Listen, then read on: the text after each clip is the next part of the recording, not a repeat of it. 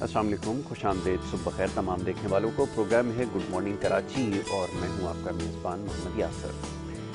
नाज़रीन, प्रोग्राम में मुख्तलिफ हवालों से गुफ्तगू की जाती है, मुख्तलिफ मसाइल पर बात करते हैं, अवामी नौइयत के मामला और मसाइल प्रोग्राम में ज़्यादा ज़ेर बहस आते हैं।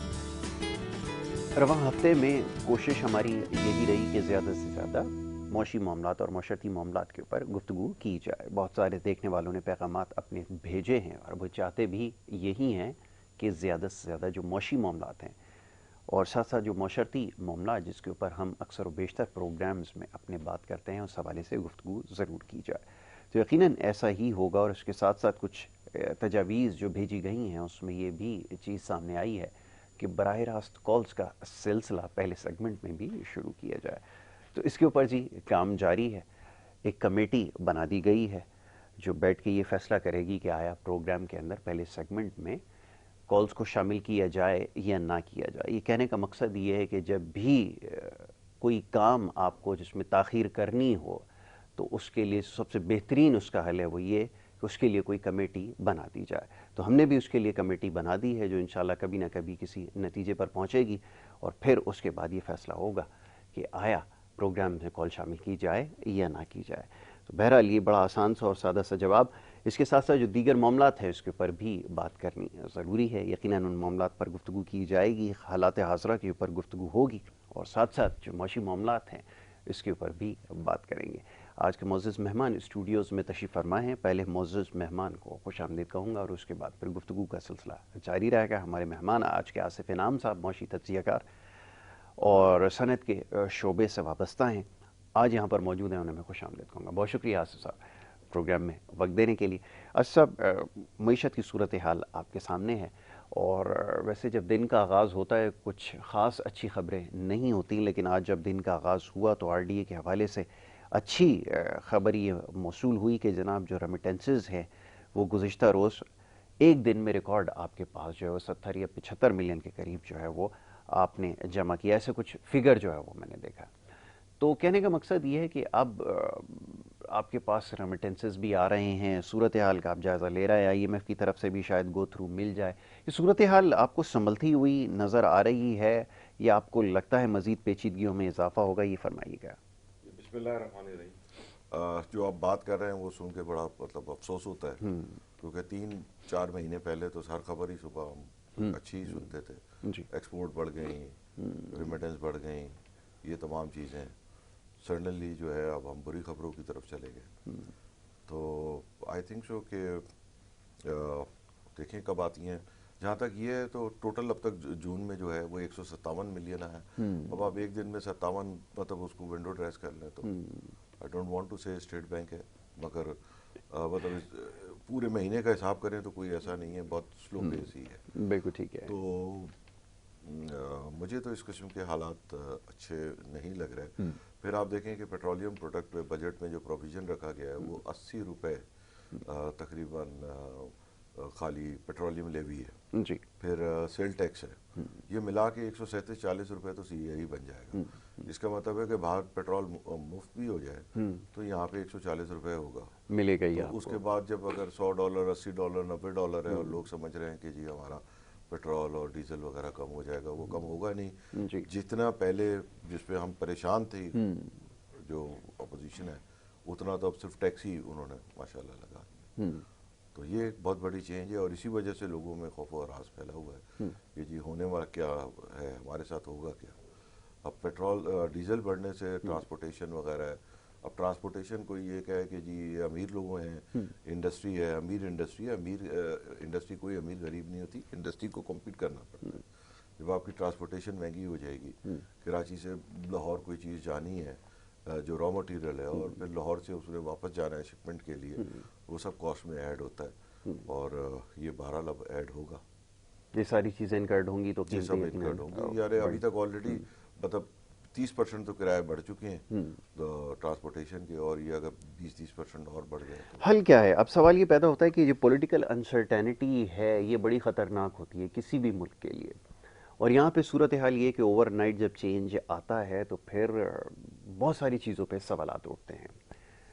अब इस वक्त अगर फौरी इंतखाबात हो भी जाए तो आपके ख्याल में क्या मामला काबू आ सकते हैं, क्योंकि नई हुकूमत का आना, उसका तश्कील पाना, फिर वो सारी पॉलिसीज़ को रिव्यू करना, तमाम चीज़ों को रिविज़िट किया जाएगा, फिर एक पॉलिसी डिफ़ाइन की जाएगी, फिर वो साल 2 साल 3 साल का मुश्किल फेज़ होगा। तो ये सूरत हाल कब तक चलेगी, ये ज़रा फरमाएं ना। जी, एक तो इससे स्ट्रांग गवर्नमेंट कोई नहीं आई, देखे ना 16 जमातें एक साथ 11 हैं, जमातें एक साथ। 11 16 वॉट एवर, वो तो गिनती भी नहीं है। तो वो जब एक साथ हैं तो अब तो ये तो एक कौमी गवर्नमेंट ही समझे ना, लेस वन पार्टी। तो अब इसमें जैसे सारे डिसीजंस हैं, जैसे हमने गांव गांव गैस दी, वो सब इन्हीं लोगों के किए हुए हैं, तो इन्हीं लोगों को उसको रिवर्स करने होंगे, तो ये तो बहुत आसान है। सस्टेन कैसे उन्होंने तो दी करेगी नहीं थी इकोनॉमी, ना। ये बताएं ना, कि अगर इस तरह की पॉलिसी बनती रहेगी। देखिए और आपके ये आज जो $30 पॉलिटिकल। की गैस है बाहर, आप घर को 75% में दे रहे हैं, तो ये $29, $29.25 कौन उठाएगा? बिल्कुल ऐसा ही है। somebody has to take it। बिल्कुल ठीक है। आपको रैशनलाइज करना है। अब आप कहें कि जी उसमें एक पार्टी जो है उसने कहा कि मैं इसमें नहीं शरीक होंगी, राइटफुली उन्होंने इसमें कोई शामिल भी नहीं थे। जब वो करने वाले नहीं थे तो वो इसमें सफाई करने वालों में क्यों शामिल? जिन सब ने किया है वो इत्तेफाक से सब कुदरत ने एक को जमा कर दिया। एक जगह हो गए आपके ख्याल में? नहीं, ख्याल में नहीं, वो तो सामने है। नहीं, अर्ज ये है आप कि देख लें ना 2005 से आपके किस दौर ख्याल में में कि कितने इससे कनेक्शन पहले किए जो गए मामला थे डोमेस्टिक। वो सारे खराब थे, और वो यही लोग थे जो चलाने वाले थे, जो इस वक्त हुकूमत तो में मौजूद देखिए है, ऐसा ही है। एक बात आपको पता है कि 2005 में हमारा सनत का इस्तेमाल 60% गैस का था, और जो डोमेस्टिक यूज था वो 40 था। ठीक आज है। मेरे ख्याल में पंजाब में तो जीरो हो चुका है सनत का इस्तेमाल, और सिंध के अंदर बमुश्किल शायद 30-40 रह गया। तो अब इसको रिवर्स कौन करेगा? अब ठीक है। आपने जाके ऐलान किए मैं इस गांव को गैस दे रहा हूँ, मैं इस शहर को गैस दे रहा हूँ, तो जिन्होंने किए हैं उन्हीं को रिवर्स करना है। ठीक है। पिछली हुकूमत की कारकर्दगी के हवाले से मुतमईन है यकीनन, आपकी बातों से ये मैं बात नहीं, जाहिर मेरे भी है। आप फिगर्स देखिए छः ना, फीसद देखिए के हिसाब से वही है ना? नहीं, नहीं, फिगर्स तो और बहुत कुछ बता रही है ना इस सर, गवर्नमेंट से गुजारिश भी ही है ना। देखिए, हाँ हाँ। जब हम पॉलिटिकल होते हैं ना, मतलब अब जो बिजनेसमैन होते हैं हमें ए पॉलिटिकल होना होता है, ठीक है ना। We are a political. ठीक है। कि ठीक है, गवर्नमेंट चली गई, गवर्नमेंट आ गई, ये अच्छी परफॉर्मेंस करेगी। अभी तक जो इन्होंने इकदामात लिए हैं, वादे तो बहुत अच्छे किए हैं कि जी हम इतने की गैस दे देंगे, इतना। दूसरे, इनको उनसे एक अहेड स्टार्ट मिला है। ठीक है। जो अहेड स्टार्ट मिला है वो ये मिला है कि अरबों रुपए का, बल्कि तकरीबन 1 खरब रुपए का टेक्सटाइल में इन्वेस्टमेंट हुआ हुआ है। What they have to do is के वो रेडी है, उससे फायदा facilitate करें। उठाएं, उसकी जो एनर्जी और वो तमाम मसाइल है वो हल करें। जो पिछली गवर्नमेंट भी थोड़ी स्लो थी, क्योंकि वो इतना बड़ा इन्वेस्टमेंट कभी पाकिस्तान की तारीख में हुआ नहीं, ठीक है। तो उनके लिए भी एक अच्छा खासा था। तो ये तो एकदम आउटराइट। तो अभी तक आप देखें कि हमें उम्मीद थी कि इन्होंने हमसे वादा किया हुआ है बजट में आ जाएगा, बजट में नहीं आया। कल हमारी टीम गई हुई थी, अब कल फिर जाएगी।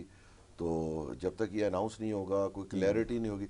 अब लोगों को 6-6 महीने के साल के ऑर्डर बुक करने होते हैं। फिर एक पिछली गवर्नमेंट में एक सोचा छूटा था कि जी कैप्टिव पावर को बिजली गैस नहीं दी जाए, हालांकि उन्हें समझाया कि अब जो कैप्टिव पावर है वो 45% 40% एफिशिएंट है, और आप लाइन लॉसेस लगाएं तो वो 62% से ऊपर एफिशिएंसी चली जाती है। वो सब करके वो कभी सिलसिला ख़त्म होता है, कभी हो जाता है, कल फिर सुना कि फिर कैबिनेट बैठी उस पर। तो अगर इस तरीके से आपकी क्लैरिटी नहीं हो, आप कोई बेंचमार्क तो दें ना।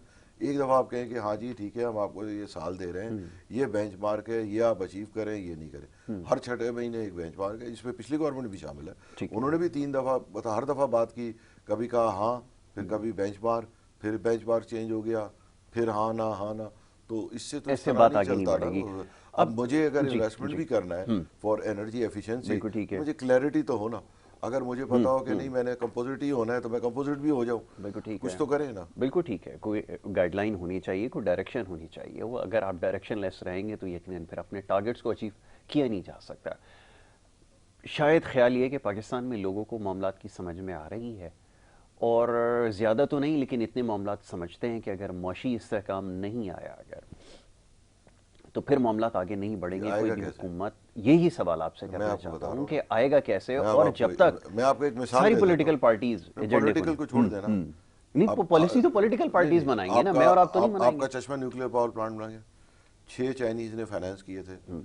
और उसके बाद जो अब डीजी खान में सीरीज लगनी थी, उसका ये तय था कि जब ये 6 कमा रहे हैं, क्योंकि अब वो फ्री हो गए ना, 1-1 सेंट की, एक में कोई 1 सेंट दे रहा है, कोई 2 सेंट दे रहा है, तो अब आपको 6 वहाँ लगाने थे। अब आपने कहा जी वो तो सर्कुलर डेट में दूसरे जो हमारे मतलब मॉन्स्टर लगे हुए थे, जो कोई 18 सेंट की हवा दे रहा था, कोई फिक्स चार्ज ले रहा था तेल पे, वो खा चुके। तो उन्होंने कहा ये तुम्हारा मुल्क क्या करेगा। अब कराची में K2 K3 लग गया है, अब K4 K3 K4 K5 पे क्यों नहीं काम हो रहा। इट टेक्स अबाउट 6 और 7 ईयर। इस वक्त आपको अंदाजा नहीं है कि मुल्क को कितनी फॉरेन एक्सचेंज की बचत हुई है ये प्लांट चलने से। 7 सेंट 10 साल का टैरिफ है, नए प्लांट लगने शुरू होने चाहिए। ये नेशनल प्रायोरिटीज है, ये हमारी गाइब है। बिल्कुल ठीक है। और कोई भी हुकूमत आए वो इसके बारे में कुछ लोगों ने किया है, देखें ना, मतलब ये पिछले दौर में कंप्लीट हुए हैं। फिर हाइडल पावर आप देखें कि 10 प्रोजेक्ट किसने शुरू किए। सर बात तो ये है कि ठीक है, हमें एंड रिजल्ट देखना होगा। एंड रिजल्ट है। पहले मैं आपसे एक चीज सवाल पूछ लूं, पूछ लें। 40 साल हमारे मुल्क में कोई डैम क्यों नहीं बना। सर बात ये है कि हमारे ऊपर बड़ी पॉलिटिकल कंपल्शंस रही हैं बहुत सारे मामलात के अंदर। सर पॉलिटिक्स से ही ताल्लुक है लामहला। अभी आपने कुछ देर पहले एहसान इकबाल की स्टेटमेंट को कोट किया ना, आपने कहा ना कि किसी वजह से कोई दबाव था जिसकी वजह से नहीं हुआ, ऐसा ही है ना आपने कहा। उनका था सर वो पॉलिटिकल फिगर ही है। नहीं, ऐसा नहीं शॉकिंग की बात नहीं है सर। बात ये है कि जितने भी पिछली हुकूमत जो फैसले ले रही थी ना, वहां पर भी बहुत सारे ऐसे मामलात थे जिसमें दबाव था, किसी शख्स की जाती उस पर नहीं हो रहे थे। सर आप वही बन रहा है ना आज। मुझे डर है वो बंद ना हो जाए। सर बात ये है कि देखें, अब वो जो प्लान जिनके आपने तस्करा किया ना, वो भी आगे से मिले कि जनाब ये प्लान है, इनको मुकम्मल करना है। ठीक है, अब सीपैक का आप कहेंगे पिछले दौर में हुकूम शुरू हुआ और वहाँ पर मुकम्मल हो गया और ये हो सकता था रुक जाए, ऐसी बात नहीं है। उससे पहले उसको इनिशिएट किया गया, उससे बाद गवर्नमेंट आई है, उसने उसके ऊपर बाकायदा एक रिपोर्ट बनाई है, उसके ऊपर काम शुरू हुआ। थर्ड टेन्योर जब आया खान साहब का, उसके अंदर काम हुआ नहीं हुआ वो आप उसका जवाब दे दीजिएगा, लेकिन ये है कि उसका सिलसिला वो सीपैक के हवाले से फुल स्पीड से काम हो रहा है उस पे तो, मगर अब होता है या नहीं ये पता नहीं। नहीं ये तो इस गवर्नमेंट ने तो इनिशिएट इन्होंने ही किया था ना, तो उनकी तो प्रायोरिटी के अंदर वो शामिल है सर। नहीं परवेज मुशर्रफ ने किया था सर, वो तो ग्राउंड ब्रेकिंग तो, और भी जैसे ये डैम्स का भी आप तस्करा कर रहे हैं ना, ग्राउंड ब्रेकिंग हो चुकी थी। परवेज मुशर्रफ साहब ने किया था, उसके बाद उसके फंड थे, फिर फंड की आपको कहानी पता है, फिर उसके बाद गायब हो गए। फिर उसके बाद गवर्नमेंट में भी बड़े फंड एलोकेट हुए थे, वो कितने इंडिया नाराज हो जाएगा इस डैम बनने से। फिर उसके बाद फिर मेजर काम तो इसी पीरियड में हुआ था, ये 3-4 साल। चलिए ठीक है, अब ये बताएं कैसे सस्टेन कैसे करेंगे। अब 6% की ग्रोथ हो जाती है, हर जगह एक ही सवाल होता रहा, पिछली हुकूमत में भी यही सवाल करते रहे, सस्टेनेबल जो ग्रोथ है कैसे अचीव होगी। पाकिस्तान जैसे मुल्क के लिए मुमकिन नहीं है कि ज़्यादा फ्लक्चुएशन आए, और अगर इतनी ज़्यादा जैसे मुल्क के लिए 10% कुछ नहीं है ग्रोथ, तो सर इस बात पे मुत्तफिक है, लेकिन जा रहे थे, आपको लग रहा था 6% से 10% की तरफ। वजह बताइए। उसकी वजह यह है कि सबसे ज्यादा इनका फोकस आईटी पे था। ठीक है, मैं मानता हूँ। आईटी के ऊपर आपने ग्रोथ देखी है कितनी है सर? हुई है। आपने एक्सपोर्ट के ऊपर एक्सेप्शनल ग्रोथ हो गई सर, $2 बिलियन, 28% एक्सपोर्ट ग्रोथ हो गई। पोटेंशियल कितना था सर एक्सपोर्ट का? आईटी के अंदर? आईटी के अंदर तो बहुत है, इनफाइनाइट। 30 बिलियन तो चले मान ले रखा होगा ना भाई। आपका आईटी, आपका टेक्सटाइल की ग्रोथ $21 बिलियन टेक्सटाइल है, जो एक आज से 4 साल पहले टोटल एक्सपोर्ट ही नहीं थी, पूरे मुल्क की टोटल एक्सपोर्ट नहीं थी। आज आपको 31 से 33 बिलियन की टारगेट था। अगर जो फ्लो नहीं टूटता ये, तो ये 33 को टच करता। यही रेमिटेंस की पोजीशन है, यही आपकी आईटी की एक्सपोर्ट की थी, जो सर्विस है। पहले 7-7 करंट अकाउंट की क्या पोजीशन आपके ख्याल में बन रही थी? देखिए करंट अकाउंट जो है ना, उसकी आपको क्वालिटी ऑफ करंट अकाउंट देखना होता है। ठीक है, चलो। मतलब लेट्स से कि अगर हम आज कंपेयर करें 2018 के करंट अकाउंट डेफिसिट से, तो उसमें बेतहाशा लग्जरी थी। उसमें सेब भी आ रहा था, उसमें जनाब अनार भी आ रहे थे किसी मुल्क से, कहीं से अंगूर आ रहे थे। उसको लिस्ट को देखें और आज की लिस्ट को फूड आइटम्स पे 10 बिलियन खर्च हुए हैं इस दफा। देखिए वो फूड अब बेसिक फूड में आ गया, मतलब आपको खुर्दनी के लिए मैं बात कर रहा हूँ कि उस ज़माने में 1.25 अरब का खाली फ्रूट आता था, वो अब नहीं आ रहा ना, तो कोई यहाँ फ्रूट की कमी तो नहीं हो गई। वो हमारा ग्रोअर भी क्रश हो रहा था। फिर आप देखें कि सब इंडिया से टमाटर आ जाते थे। आज हम चाय को तो कह रहे हैं कि जी हम कर्जा लेके ले रहे थे, हमें याद नहीं कि हम 5 साल जो है इंडिया से टमाटर मंगाते रहे कर्जा लेके, जो खुद उगा सकते थे। तो वो इन चीज़ों में कुछ नहीं रखा। आपका पूरा फोकस होना चाहिए, और ये हुकूमत वक्त ही फोकस करती है, ये कोई और नहीं करता। ये फोकस नहीं कर सकेंगे आपके ख्याल में? करेंगे तो कर जाएंगे। ऑब्जेक्टिव क्या होगा इस वक्त, इस शॉर्ट पीरियड ऑफ टाइम के अंदर? क्योंकि इस वक्त तो ऐसा बाज़ाहिर लगता है कि क्राइसिस बहुत ज़्यादा स्वेयर हो चुके हैं, इतना आसान नहीं होगा। मैं आपको अर्ज़ किया ना कि क्राइसिस क्या स्वेयर है, अभी तो रुपी डॉलर की पैरिटी चैलेंज है ना, आपके ख्याल में जो मेजर जो इतना बड़ा एक फ़र्क आ रहा है, अब आउटफ्लो का नाम दे दें या कोई भी देने, क्या वजह है जिसकी वजह से इतनी ज़्यादा रुपी डॉलर पैरिटी बढ़ गई है? कुछ कहते हैं सारा स्पेकुलेशन की वजह से हो रहा है ज़्यादा, इतना ज़्यादा आउटफ्लो नहीं हो रहा, जो ये बताएगा। पार्ट कॉन्फिडेंस क्राइसिस भी है, आप समझते हैं?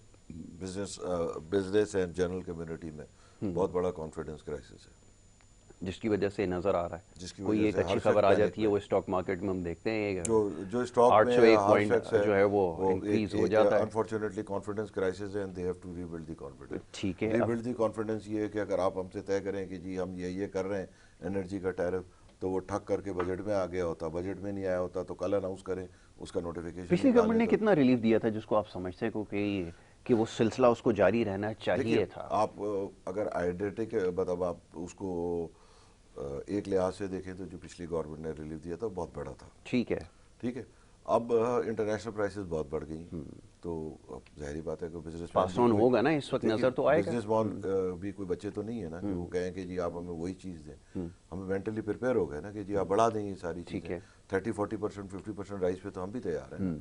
फिर अगर आपका एनर्जी मिक्स ही खराब है, आप तेल से बिजली बनाते हैं जो दुनिया में कोई नहीं बनाता, LNG से आप चले बना रहे हैं, दुनिया में बहुत सारे लोग बना रहे हैं, उसमें एक कंपटीशन हो गया। कोल की आपकी रेशो कम है, फिर कोल भी आपने इंपोर्टेड कर दिया, लोकल नहीं है, तो उन सब चीज़ों का तो इलाज किसी के पास है नहीं ना, ये ओवरनाइट चेंज भी नहीं होंगे। ये इतना आसान है? अब ज़ाहिर है पिछली गवर्नमेंट के लिए भी इतना आसान नहीं था।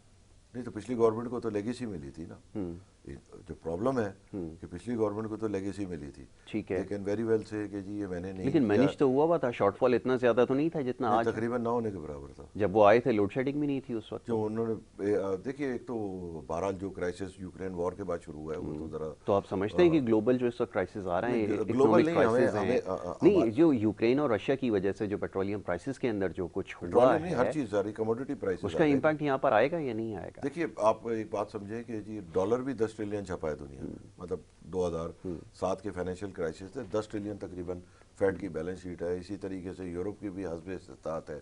इन सब मुल्कों ने कंबाइन को 30 ट्रिलियन छाप के फेंक दिया। उसका इफेक्ट कभी तो आना था, अब प्रेस इफेक्ट। अब क्या हो रहा है कि कमोडिटीज जो है एज अ करेंसी के तौर पे बिहेव कर रहे हैं कि जी किसी मुल्क के पास अगर ट्रिलियंस ऑफ डॉलर के रिजर्व है, वो सोचता है कि जी मैं 2 अरब डॉलर की कॉटन लेके कोने में फेंक दूं, कॉटन सड़ती नहीं है, खराब नहीं होती, 10 साल रखी रहे। वो कहता है ठीक है जी, मैं ये मेरा रिजर्व है और मैं हेज कर रहा हूँ इन्फ्लेशन लॉन्ग टर्म। देखिए, एक शॉर्ट टर्म तो अभी होगा कि जी कॉटन 120 की है और दिसंबर कॉन्ट्रैक्ट वो 100 आ जाएगा, फिर हो सकता है अगले चंद दिनों बाद जो है वो 140 चला जाए।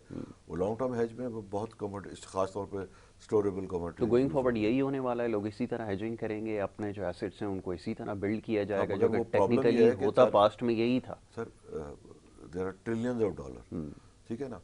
कॉटन की जो पूरी दुनिया की पैदावार है वो 15-20 बिलियन डॉलर की है, तो 20 बिलियन को 10 साल की कॉटन हुई 200 अरब, 100 साल की कॉटन हुई 2 ट्रिलियन की, 1000 साल की कॉटन हुई 20 ट्रिलियन की।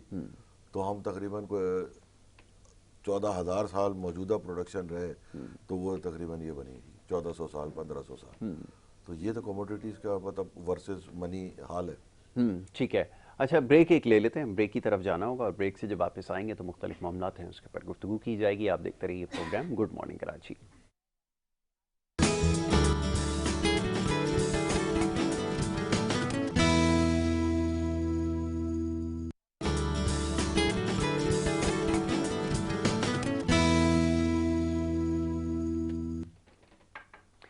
प्रोग्राम में आपको एक दफ़ा फिर खुश आमदेद कहेंगे। ब्रेक पे जाने से पहले गुफ्तगू जारी थी, बात हो रही थी कुछ मौशी मामलात पर। गुफ्तगू का सिलसिला मज़ीद आगे बढ़ाएंगे। आसिफ इनाम साहब यहाँ पे तशरीफ़ फरमाएँ और सनत के शोबे से बराह रास्त वाबस्ता भी हैं। ये सनती तरक्की जो है, और आप समझ लें कि एक तसलसल के साथ कैसे मुमकिन हो सकेगी पाकिस्तान जैसे मुल्क में जिसको एक ज़रई मुल्क समझा जाता है, ये ज़रा फरमाइएगा। ऑनेस्ट बात करूं? बिल्कुल ऑनेस्ट बात कीजिए। आप एक चीज़ देख लें कि जब पाकिस्तान ने 6-8% तरक्की अचीव की, उसके बाद हुआ क्या है? ऐसा ही क्या हुआ है? 7% लोग लंदन में नमूदार होते हैं, बस उसके बाद कुछ होता है, उसके बाद हम 10 साल पीछे चले जाते हैं। ऐसा ही है। मुशर्रफ साहब के दौर में भी ऐसा ही यही हुआ था, हुआ था। 7% की ग्रोथ हुई थी, तो ऐसा आठ लगता था कि आठ साढ़े आठ थी और 10 के हाँ, आसार थे। आसार थे, 10 सही के कह रहे आसार थे तो कुछ लोग सूट पहने हुए आए, उन्होंने कहा कि जी इस मुल्क को तो जमहूरियत की ज़रूरत है। फिर उसके बाद अब आप देख लें सामने, तो तो वो वाक़ईतन हमें ऐसा हमें है। शूट किया जाता है रनवे पे, ये कि ठहर जाओ। यानी कि इसके लिए तैयार रहना चाहिए कि जब भी इस तरह की सूरत हाल होगी, मजबूत रहना चाहिए, यूनाइट रहना चाहिए, कैसे कैसे आंखें खोल के रहना चाहिए। अगर हम अभी भी नहीं समझे तो कब समझेंगे? कसूर किसका है आपके ख्याल में? सबका है। सियासी जमातें ये जो छोटे छोटे अपने मफादात के लिए जो मफामत कर लेती हैं, क्या उनको सोचना पड़ेगा अब बैठ के कि मुल्क का मुफाद है, उसको तरजीह देने की ज़रूरत है? देखिए इस वक्त तो सबसे फंक्शनल पार्लियामेंट है। आप देखें कितने बिल पास हो गए, इतने तो शायद इतने शॉर्ट पीरियड में तो इतने बिल सर वो पास ही कितने नहीं हुए। प्रोडक्टिव हैं, वो तो लोगों को भी अब वो शायद पता चल गया है ना कि कौन मुल्क के मफाद देखिए में और पास तो कौन से हुए ना, ज़ाती मफादात के लिए जब वो बिल पास हो सकते हैं तो बहुत सारे और भी हो सकते हैं। हो सकते हैं। तो आप कहें कि जी फंक्शनल पार्लियामेंट नहीं है, इससे ज़्यादा तो फंक्शनल ही कोई नहीं है। हो नहीं धड़ाधड़ सकते, धड़ाधड़ रातों बिल को पास होने उठ की के इफेक्ट काम है। किया जा रहा है। सही है, चलें ये अब ज़रूरी है। अच्छा अब बात होगी थोड़ी सी अब ओके भाई, इसको थोड़ा सा बंद करके बात करें ताकि मैं अपना सवाल जो है वो कर सकूं। हाँ, तो ये अब ज़रा मौशी पॉलिसियों के हवाले से बात हो रही थी। अब मिफ्ता साहब को टास्क मिला है और उम्मीदें तो पता नहीं लोगों की हैं या नहीं हैं, लेकिन इस वक्त महंगाई को ही कंट्रोल करना बज़ाहिर एक ऐसा मुश्किल काम नज़र आता है जिसमें जो है वो कामयाब फ़िलहाल नहीं हुए हैं। ये कैसे कामयाब हों, ज़रा ये तो बताइए कि आपके पास क्या हल है? अगर मान लीजिए कि वो हुकूमत दोबारा से आ जाए तो कैसे इस बढ़ती महंगाई को काबू करेगी? जैसा भी आपने तस्करा किया कि पेट्रोलियम की प्राइसेस पूरी दुनिया में बढ़ रही हैं, पास ऑन करना भी ज़रूरी है। जब मैंने पेट्रोलियम की प्राइस के अलावा बताया कि अब लेवीज 130 रुपए के करीब की हाँ, लग तो गई, वो आपके पास वो तो गुंजाइश अब नहीं 130 का बची हुआ ना, है ही नहीं ना। गुंजाइश नहीं बची। अब IMF के प्लान में आपको जाना है तो आपको उनकी वो शराइत माननी गुंजाइश से पेट्रोल पड़ेगी। पे नहीं बची। जी। 8 लाख रुपए दे के नॉन फाइलर में लैंड क्रूजर ले लो। अच्छा अच्छा, चौधरी अकमल साहब लाइन पर हैं, ठीक है जी। चौधरी अकमल साहब को लाइन पे ले लिया गया है जी, मौशी तज्ज़ियाकार हैं, प्रोग्राम एंकर भी हैं, उनको भी शामिल गुफ्तगू कर लेते हैं, प्रोग्राम में खुशामदीद कहेंगे। बहुत शुक्रिया चौधरी अकमल साहब प्रोग्राम में वक्त देने के लिए। अकमल साहब आवाज़ मेरी आप तक पहुंच रही है? जी जी पहुंच रही है, बिल्कुल पहुंच रही है। जी जी जी, तो आपको प्रोग्राम में सबसे पहले खुशामदीद और सुबह खैर। जी जी जी, मईशत के हवाले से अभी गुफ्तगू जारी है। आसिफ इनाम साहब स्टूडियोज़ में तशरीफ़ रखते हैं और बात हो रही थी इस वक्त जो जारी सूरत हाल है उस हवाले से क्या कहेंगे? आपकी क्या राय है, आपका क्या तज्ज़िया है कि इस वक्त जो जारी सूरत हाल है उसमें जो मुश्किल फ़ैसले जो आवाम के लिए हैं लिए जा रहे हैं, उनसे क्या मईशत बेहतर हो सकती है? ये ज़रा फरमाइएगा। देखें, इस वक्त एक चीज तो जो है ना वो बड़ी इम्पोर्टेंट आपके नाज़रीन को नोट ये करनी चाहिए कि वर्ल्ड वाइड इस वक्त महंगाई का रुझान है। ठीक है। ठीक है ना, मतलब सिर्फ पाकिस्तान को मैं बाद में डिस्कस करता हूँ। अगर आप बांग्लादेश की मिसाल ले लें, इंडिया की मिसाल ले लें, श्रीलंका की मिसाल ले लें, यूरोप के जी। कंट्रीज की मिसाल ले लें, हर जगह पे जो है ना वो इन्फ्लेशन जो है वो रिकॉर्ड जो है वो अपने ब्रेक कर रही है। ठीक ठीक है है। ना, तो मतलब ये कोई अनहोनी नहीं है। इसी तरह जो फ्यूल ऑयल प्राइसेस हैं वो इस वक्त हाई की तरफ जा रही है। 120 तो टच कर चुकी थी, 2-3 दिन पहले मैं बड़ा खुश हो गया जब ये 110 तक आ गई। जी जी लेकिन अनफॉर्चुनेटली कल से ये जो है ना वो दोबारा जो है वो ऊपर जाना शुरू हो गई है। जी। तो ये तो हो गई आलमी महंगाई की बात। और उसके ऊपर अगर आप कहेंगे तो मेरे को पूरे स्टेटिस्टिक्स की हैं तो वो भी मैं शेयर कर दूंगा कि पाकिस्तान, बांग्लादेश और इस वक्त अगर आप पाकिस्तान के फाइनेंशियल फिगर्स को देखें ना तो वो मोर और लेस श्रीलंका से मिलते जुलते ही हैं, सिवाय चंद एक चीजों के। जी। ठीक है ना, महंगाई हो गया, महंगाई मोर और लेस हमारी जो है ना वो उनके लेवल तक पहुंचने वाली है।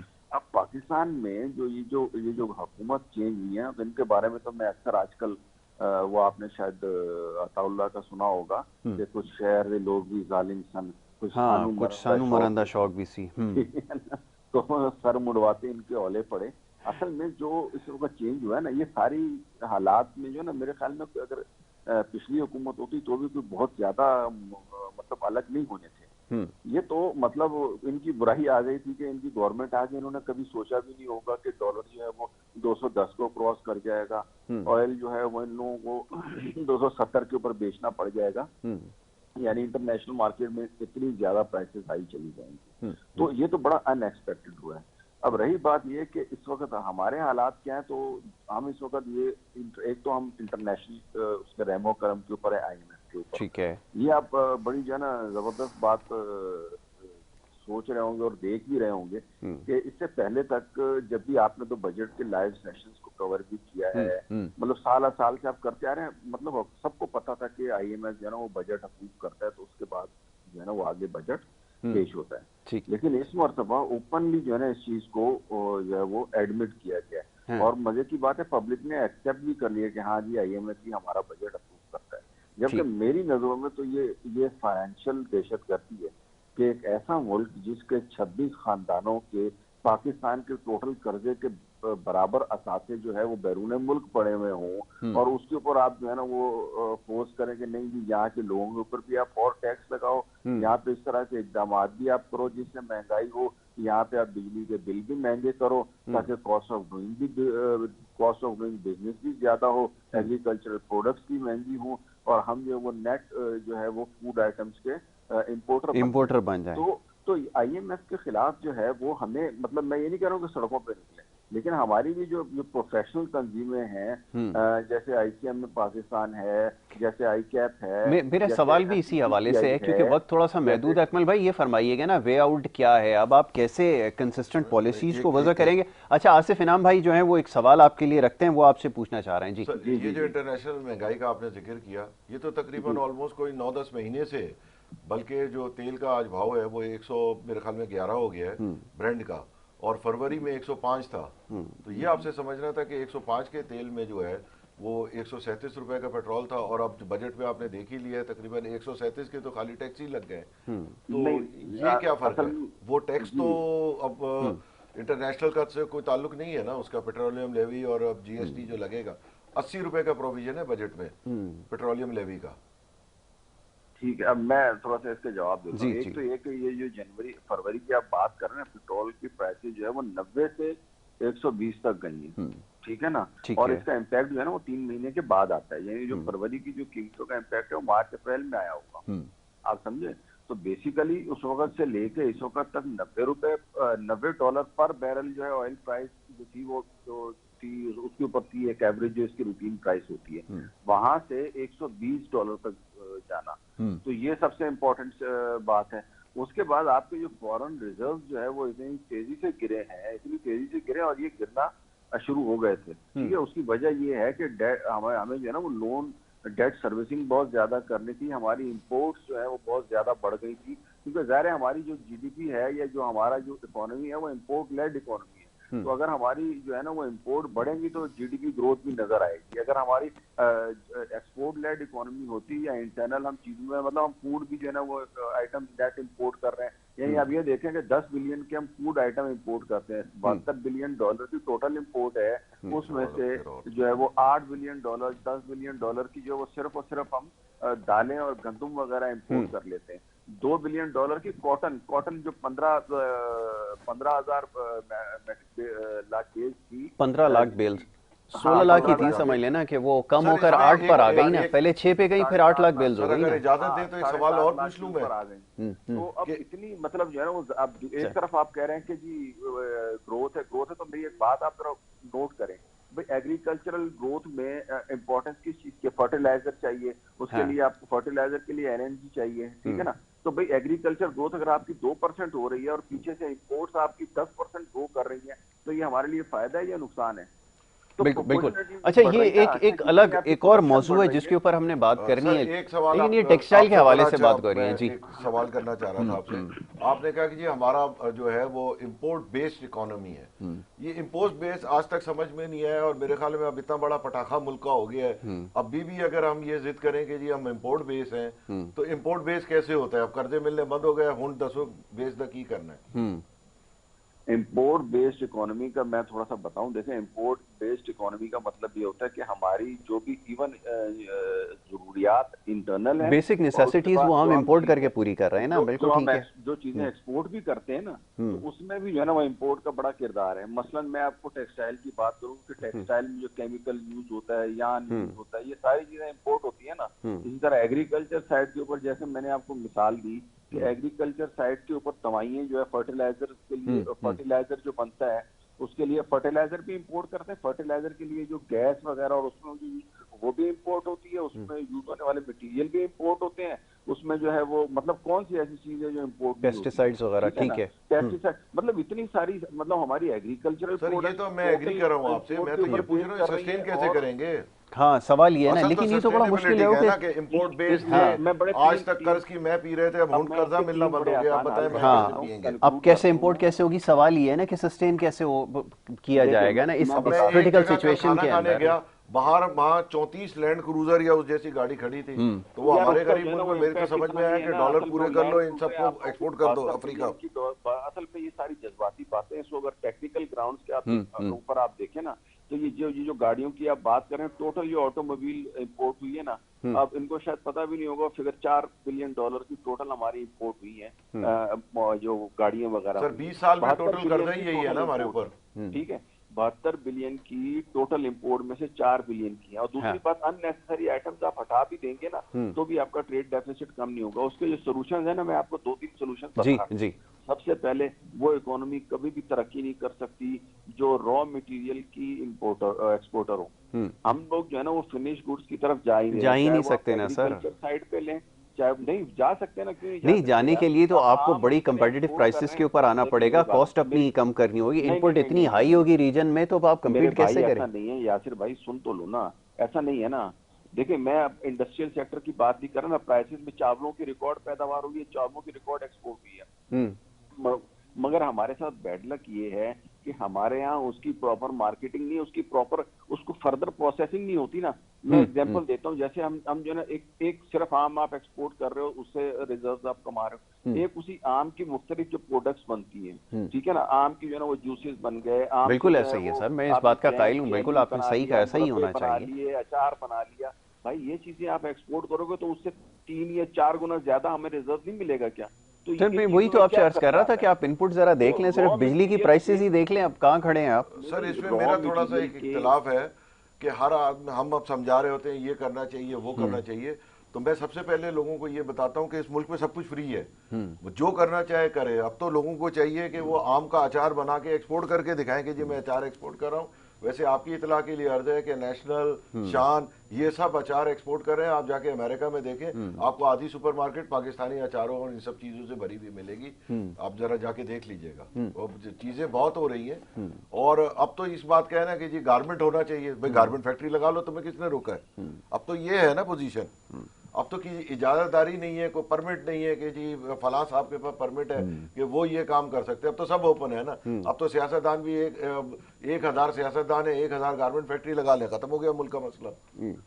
अच्छा, अब तो मैं जरा कंक्लूजन की तरफ आना चाह रहा था। जी इसका हल क्या है? देखिए, एक तो मैंने आपको वो अचार की वो दुनिया खत्म नहीं हो जाती ना, और बहुत सारे आइटम है। सही, देखिए एक चीज तो ये है कि एक आपने रॉ मटेरियल के बजाय मतलब उस गुड्स को फर्दर प्रोसेस करके इसको करना है, नंबर 1। नंबर 2, गवर्नमेंट की इंटरफेरेंस जो है ना वो इंडस्ट्री में, यानी ये जो गवर्नमेंट जो खसारे में चलने वाले इदारे चला रही है ना, इन सबको खत्म करना चाहिए। गवर्नमेंट को सिर्फ एक रेगुलेटर का रोल प्ले करना चाहिए, मार्केट फ्री होनी चाहिए, सिर्फ कार्टेलाइजेशन को जो है ना वो रोकना चाहिए। ठीक है। नंबर 2-3 जो है वो ये है कि आपको आपकी ट्रैवल एंड टूरिज्म में इतना स्कोप है, सर इसमें एक ट्रैवल एंड टूरिज्म को जो है ना, सर एक सवाल मैं पूछना चाहता हूँ सर, कि टोटल जो लॉस है, कंक्लूड कर लेने दे, मैं उसके बाद आप 10 सवाल पूछते। ठीक है, वक्त खत्म हो गया। अकमल भाई जरा जल्दी से इसको कंक्लूजन की तरफ ले जाएं। ठीक है, बस एक ट्रैवल एंड टूरिज्म, और दूसरा हमारे जो बैरून मुल्क पाकिस्तानी है उनकी तरफ से फॉरेन रेमिटेंसेस और FDI, फॉरेन डायरेक्ट इन्वेस्टमेंट, ये 4-5 ऐसी चीजें हैं जिनको अगर हम इम्प्लीमेंट करेंगे तो हम ग्रेजुअली जो है वो इम्प्रूवमेंट की बिल्कुल इस बात से मैं आपकी 100% मुत्तफिक हूँ। आपने बिल्कुल ठीक निशानदेही की है कि अगर ये इक़दाम होंगे तो यकीनन। सर ये प्राइवेटाइजेशन के हवाले से आपने मैंने सवाल पूछना था कि हमारे यहाँ हम सिर्फ लॉस वाली को तो गिन रहे हैं, हमारी बहुत सारी प्रॉफिट में भी है प्राइवेट जो स्टेट सेक्टर एंटरप्राइज है, अगर इन सबको आप निकालें तो कोई लंबा लॉस नहीं है। जबकि आपने देखा कि जी एक प्राइवेट के नाम पे IPPs लगे, उनका $9 बिलियन का तो खाली फर्क है एनर्जी प्राइसेस का, जो उन्होंने ओवर बिलिंग करते हैं हर साल, जो हमारे डिफेंस में 2 गुना ज्यादा है। उसका क्या हाल करेंगे? मैं जो है ना, आप अगर सिर्फ उसमें से 2 इदारे आप निकाल दें, OGDC और जो है वो सर आप 9 अरब है, डॉलर का हाल बताएं ना, ये तो ठीक है ना? 3.5 पे सब खत्म है। ये तो क्या 9 9 अरब अरब डॉलर का हाल ठीक। बताएं जो आगे 30 साल आना है। कौन से 100 अरब डॉलर, मुझे समझ जी नहीं 9 आई अरब आपकी डॉलर अच्छा, IPP का, वक्त जैसे मेरे पास अभी अकमल भाई 4 खत्म हो सेंट गया का है। लगा है ना विंड पावर, जो अभी 5 साल पहले 18 सेंट का लगा है, उसका फर्क कौन देगा? ठीक है। उसका फर्क अच्छा, आवाम देगी और कौन देगा? बस। हाँ वही पे तो करते वो हैं, यही आवाम जवाब है, है। जो इंडस्ट्री लगाएगा वो देगा ना, जो नहीं लगाएगा वो नहीं देगा।